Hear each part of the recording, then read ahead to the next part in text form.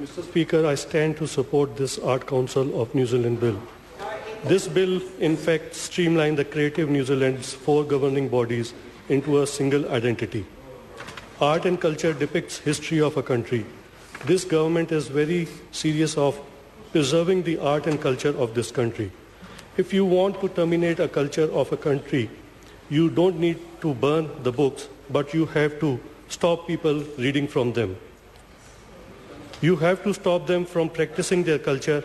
This bill will ensure that citizens of India, of New Zealand, preserve high art and culture ethics. Most importantly, this bill will result in saving of approximately 200,000 per year. This will therefore reap the benefit of staffing being able to wholly concentrate on the art sector. The Arts Council Board will be responsible for the policies, strategy and funding allocation. There will be now 13 members instead of 28 currently serving on this board. Mahatma Gandhi once said that no culture can live if it attempts to be exclusive. To ensure that the new council will fully acquaint with the knowledge of Maori art, 4 members of Maori heritage will be appointed by the Minister of Arts and Culture and Heritage in consultation with the Minister of Maori Affairs. By the same token, at least 2 members will be appointed with equal awareness and understanding of Pacific Island people in New Zealand. These members will be selected in consultation with the Minister of Pacific Island Affairs.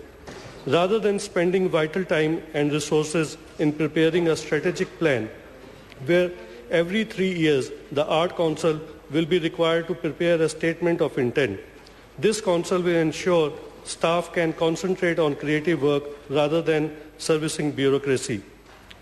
The key significance of the bill is to eliminate duplication of functions. This will permit the Art Council to focus its approach totally on strategy and funding for the art sector who receive their funding from Creative New Zealand. Government will no longer influence which bodies are funded. This bill will allow the Art Council to make such decisions.